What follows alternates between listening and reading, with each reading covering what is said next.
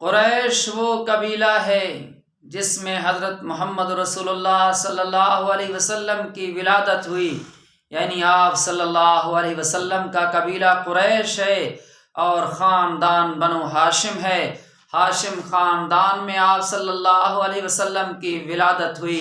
آج قریش کے بارے میں اس تاریخی پس منظر آپ کے سامنے لانا چاہتا ہوں۔ قریش کے تمام وہ راستے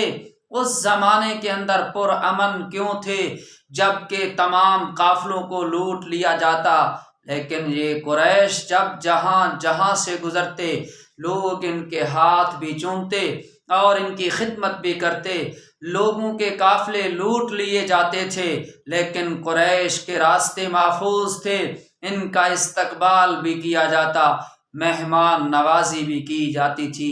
آج سنیے وہ تاریخی پس منظر، یہ سب کچھ کیوں ہو رہا تھا اور اللہ کے کلام یعنی قرآن مجید میں اللہ نے کس طرح ان کا ذکر فرمایا۔ معزز سامعین، اس زمانے کے اندر دو بڑے تجارتی مرکز تھے، ایک یمن اور ایک ملک شام۔ یمن وہ تجارتی مرکز تھا جبکہ لوگ چائنا، سماٹرا، چاولا، ہندوستان ان ممالک سے تجارتی سامان ساحل سمندر کے راستے یمن کو پہنچاتے تھے۔ یمن ایک تجارتی مرکز بنا ہوا تھا، اسی طرح یورپ سے آنے والا سامان ملک شام کو آتا تھا، پھر ایک ملک شام سے مال کو منتقل کیا جاتا یمن کے طرف اور یمن والا سامان ملک شام کو منتقل کیا جاتا تھا۔ یہ اس زمانے میں ان بر اعظموں کے درمیان ایک راستہ تھا اور یہ تجارتی مرکز بنے ہوئے تھے۔ لیکن یہ بات یاد رکھیں، یہ دو ملک یمن اور یعنی ملک شام، یہ وہ ملک ہیں، شام ایک سرد ملک ہے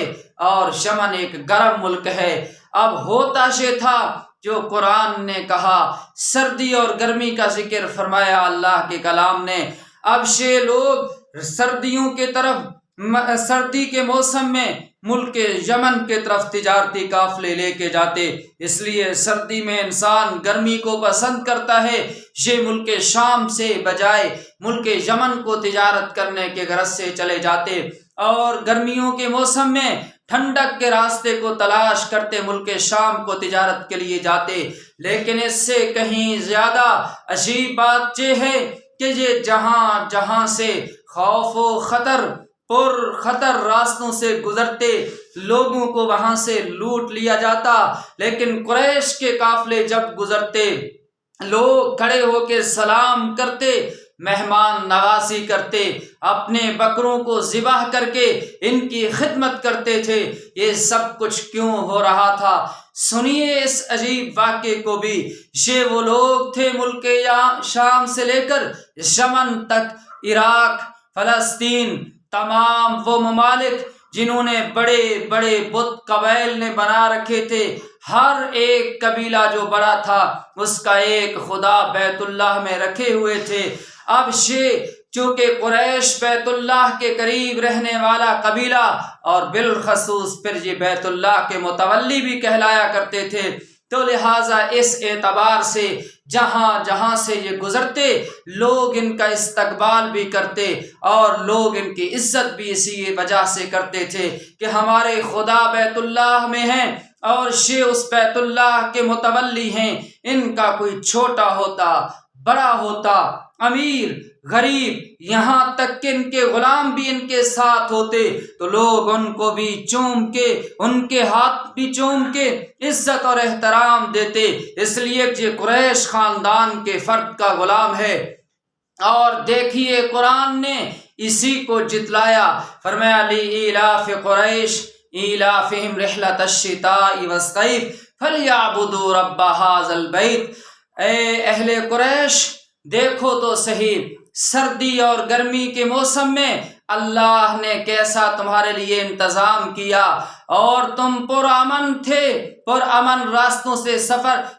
آپ سفر کرتے تھے۔ فَلْيَعْبُدُوا رَبَّ هَٰذَا الْبَيْتِ، تمہیں چاہیے تو یہ تھا کہ تم تو اس اللہ یعنی جس گھر کی وجہ سے آپ کی عزت کی جا رہی ہے، جس گھر کی وجہ سے آپ کا احترام کیا جا رہا ہے، جس گھر کی وجہ سے آپ کے ہاتھ چومے جا رہے ہیں، جس گھر کی وجہ سے آپ کے لیے بکرے ذبح کیے جا رہے ہیں، جس گھر کی وجہ سے آپ کے جوتے سیدھے کیے جا رہے ہیں، حق تجھے بنتا تھا اس گھر کے رب کے سامنے آپ خود بھی سجدہ ریز ہو جاتے، لیکن آپ نے تو اس گھر کے مالک یعنی اللہ کے گھر میں خود بھی بت لا کے رکھے، اور 360 جن کو فتح مکہ کے دن محمد عربی صلی اللہ علیہ وسلم نے نکال باہر کیا، یہ وہی بت تھے۔ یہ 360 صرف قریش کے نہیں تھے، تمام دور دراز ممالک کے بڑے بڑے قبائلوں کے